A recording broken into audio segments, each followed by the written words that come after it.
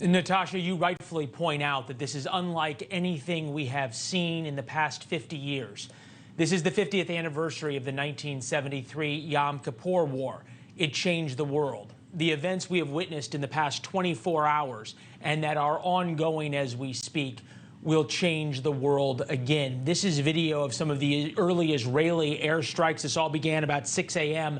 This is unlike any invasion of Israel in the past 50 years. The Gaza militants from Hamas and Islamic Jihad breached the border and the border wall. They went into Israel. They attacked some 20 communities. They slaughtered people as they slept inside Israel.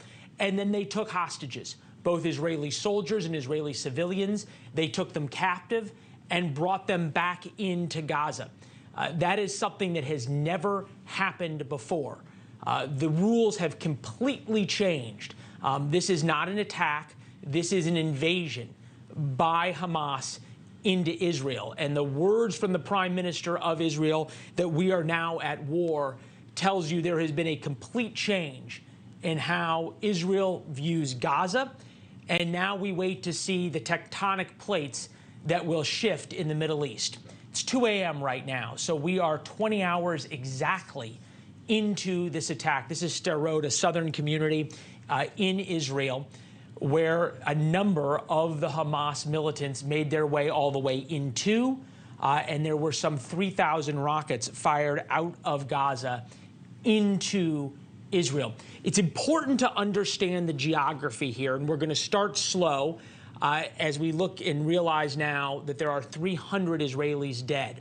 We're going to put up a map for you and show you the geography here, because this is very similar to Dallas and Fort Worth in the United States going to war. From Gaza City, where you see the Gaza Strip, to Tel Aviv, Israel's most populous city, is 40 miles.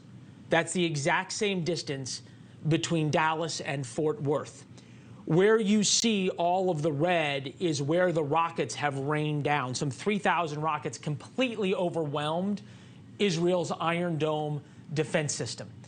This can be described as nothing short of a catastrophic intelligence failure. The idea of Palestinians coming across the border wall with Gaza is something that the Israelis had pretty much put on the back burner.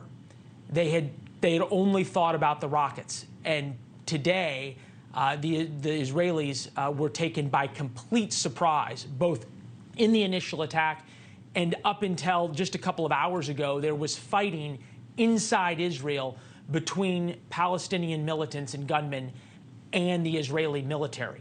It is still a very fluid situation. And now there are perhaps dozens, if not hundreds, of Israelis being held captive inside the Gaza Strip. So we are just beginning. I said that this was Israel's 9/11. As we look at live pictures of Sderot, we'll also put up live pictures of Gaza City, where we can expect Israeli airstrikes to continue throughout the night. And you'll probably see some streaks of light going up. Those will be the Palestinian rockets heading out of Gaza City. Interestingly enough, some of the lights are still on in Gaza City, which is telling, because the Israelis may cut power at some point throughout the night. As you watch your screen, keep in mind that how this started is between Israel and Gaza. It very well may expand throughout the Middle East, and that's something that Prime Minister Netanyahu talked about.